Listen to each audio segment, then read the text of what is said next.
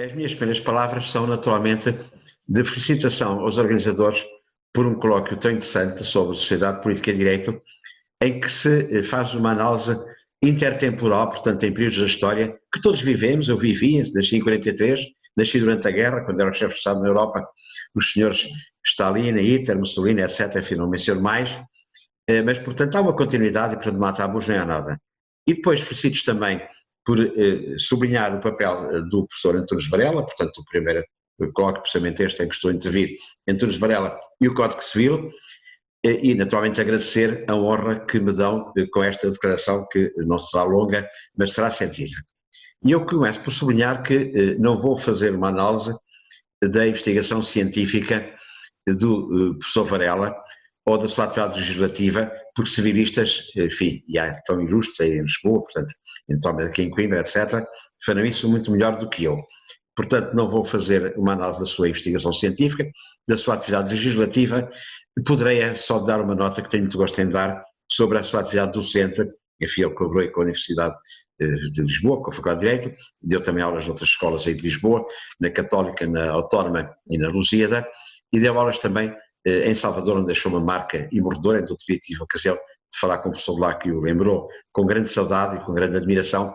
e em Macau. E o que eu gostava de sublinhar, porque enfim o que está em causa e o que me solicitaram testemunhos pessoais, foi ter falado já com alunos dele nos vários locais, Coimbra, Lisboa, Brasil e Macau, e deixou realmente uma memória imorredora quanto às suas qualidades pedagógicas, um grande cientista e também um grande professor. Mas eu aqui o que talvez valha a pena sublinhar, porque não sou civilista, sou mais das áreas das económicas, portanto, enfim, independentemente da área, outros aspectos do professor Antunes Varela que não são talvez tão conhecidos. E designadamente uma primeira vertente que gosto sempre de sublinhar, ainda outro dia sublinhei na Academia das Ciências, houve um colóquio, que enfim está bem sublinhado no livro, publicado enfim por pessoas, enfim, que realmente com uma grande consideração sobre ele, do professor Freitas do Amaral, mas portanto o que eu gosto de sublinhar, isto consta de vários textos naturalmente, que foram sendo publicados, é a sua preocupação social. Mas é uma preocupação social não só escrita, como vivida e praticada com as funções que teve. E começa exatamente por aí. Ele, como Ministro da Justiça, durante 13 anos, portanto 54 a 67, deixou uma marca em termos de preocupação, e começa por aí, com os presos ou os potenciais criminosos, portanto pessoas em risco de cair na criminalidade. Com condições extraordinárias melhoradas nas prisões. Há um relatório muito falado na altura, ainda me lembro disso, enfim, tenho colegas criminalistas que participaram nisso, o relatório Russell,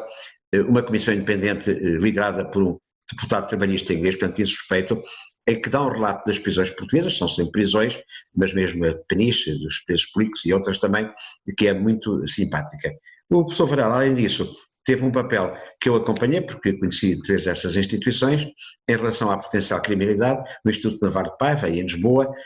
Colónia Penal de Vila Fernando, perto da minha terra natal e dele também, portanto, da zona da minha família, da dele, do Orlandoal, a minha mãe delas, o meu pai de Nice, e depois dedicado em fronteira.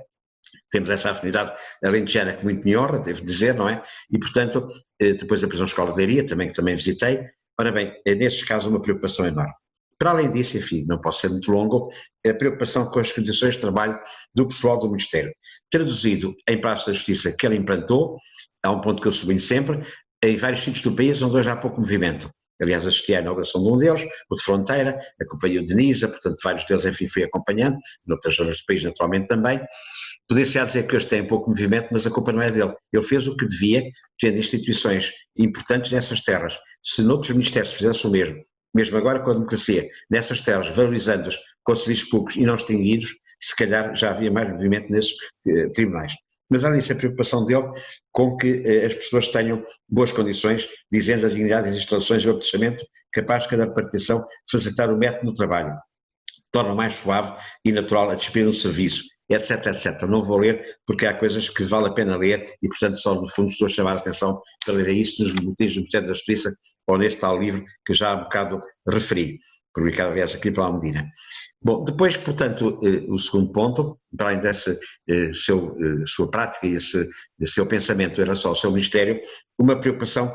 social muito grande, designadamente nos meios rurais. Ele foca-se mais no Alentejo, onde é natural, mas chama a atenção para os desequilíbrios territoriais portugueses, menciona naturalmente também a beira interior e traz os montes, e com uma preocupação enorme de que essas zonas sejam promovidas. Infelizmente a democracia aí não nos dá indicações nada agradáveis, porque o despovoamento acentuou-se. Então estive com alguém que é autor de um livro aqui da Aveiro, essa pessoa e 2 colegas, sobre o despovoamento, 3/4 do país vão ter 16% da população. E não era assim. No tempo do Dr. Varela, em 60, a diferença era de 30 e tal, 40% da população. Mas o que convém dizer é que o Dr. Varela, na altura em que escreveu, portanto ele no fundo geralmente era nas inaugurações dos Paços da Justiça que tinha comunicações inesquecíveis sobre a problemática do país e fora do país, e nessa altura, portanto, ele tem além disso palavras já de antecipação em relação à necessidade de não serem ações concretas, individualizadas, mas ser plenamente regional. Portanto, ele curiosamente, num discurso feito em 61, já portanto disse que era preciso haver instâncias de planeamento regional que vieram a ser criadas mais tarde. Já houve experimento no tempo do Dr. Salazar, mas só com o Dr. Marcelo Caetano é que houve as comissões de coordenação regionais, pronto, houve agora eleições, enfim, para as autarquias, algo muito discutido, mas eu sou a favor, mas de qualquer maneira ele veio defender nessa altura, em 61, exatamente, portanto, na inauguração de um Palácio da Justiça, a necessidade, portanto, de haver planeamento regional, portanto, antecipando aquilo que é notório e que tem frutos tão favoráveis noutros países. O outro ponto é sobre a sua preocupação em relação à agricultura, da área onde vinha, e então, curiosamente, não está tão preocupado com a reestruturação da propriedade, por vezes pensa-se que isso resolve tudo, não é o caso, a questão que se põe mais é a responsabilização de quem tem propriedade, no sentido de assumir preocupações sociais e de rentabilidade das coisas. Na altura, teve, aliás, uma intervenção que foi, portanto, inesquecível, de crítica aos latifundiários que não assumiam essas responsabilidades económicas, de gestão e sociais, e então, nessa altura, houve uma bomba, aliás foi na inauguração do Palácio da Justiça de Nice, a terra natal do meu pai, enfim, perto da terra natal dele, e em que o professor Freitas Manuel, no tal livro que eu menciono, diz que a reação foi uma bomba, portanto com pessoas a pedir ao Dr. Salazar que o demitisse e tal, e ao fim só saiu algum tempo depois, não como consequência disso. Em relação em geral à economia, é também notório o que ele defende em termos dos sistemas económicos, com uma preocupação grande da articulação entre o capital e o trabalho. Portanto, uma preocupação que vem muito, na altura, eu mencionei isso obviamente, da doutrina social da Igreja, mas portanto com as responsabilidades de todos, especialmente de quem tem capital, e portanto só com essa articulação é que se pode ter, portanto,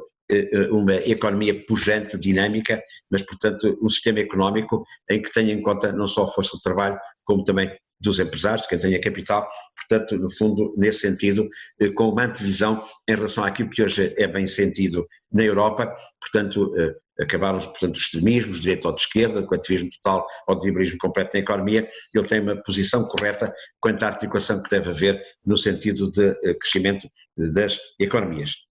Por fim, gostava de sublinhar 2 pontos, talvez também pouco conhecidos, que são as posições que ele tomou em relação à África e em relação à Europa, que é muito interessante dizer que ele defende uma permanência do homem branco em África, mas não para a defesa da sua permanência, pelos seus interesses pessoais,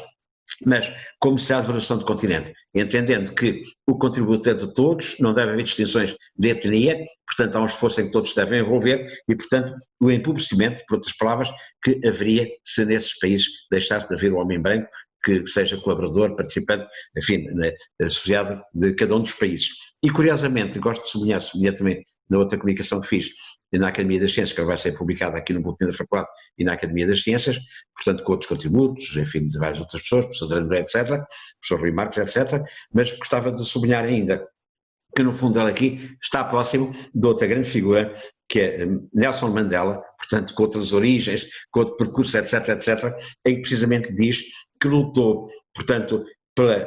no fundo, uma sociedade livre e democrática, mas em que as pessoas vivam juntas a ironia e oportunidades. Portanto, curiosamente, esses 2 homens, com percursos tão diferentes, portanto, com origens tão diferentes, defendem que, portanto, o Mandela, portanto, é insuspeito, não que seja uma África só para africanos, mas não dá essa conjugação de que falou também o Dr. Varela, enfim, aliás, uns anos antes. E, por fim, a última nota é sobre a posição na Europa. Portanto, há um discurso, neste caso, na inauguração do Tribunal de Rio Maior, em 61, em que ele nota que a Europa tem que ter a sua posição e chama a atenção para a prevalência apenas das grandes potências na altura, militares e políticas, a União Soviética e os Estados Unidos, as responsabilidades que capam na Europa,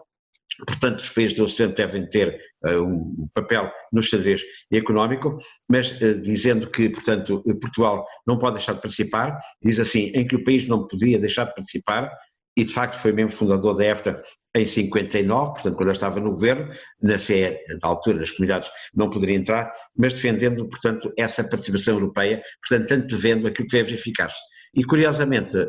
mesmo a última nota que eu gostava de sublinhar nesta conexão, os participantes deste colóquio, em que tanto que está presente, mas vou seguir, enfim, em videoconferência, vou tentar fazê-lo, porque não posso de facto estar em Lisboa aí nessa sessão, mas gostava de dizer que ele precisamente diz que neste condicionalismo da Europa não interessa tanto o investimento, aliás ele era a favor, fê-lo no seu Ministério, e foi a favor do que foi feito noutros ministérios, como é evidente, mas de qualquer maneira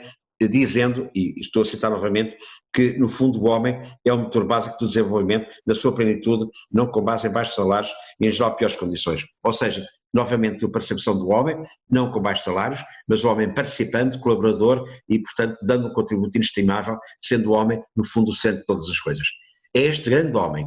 dando valor ao homem e, enfim, a tudo, quer no seu ministério, pela prática, em termos de afirmações que fez e tendo uma visão estratégica corretíssima para a África e para Portugal na Europa, que estamos hoje aqui a lembrar uma grande figura que nunca será esquecida no nosso país.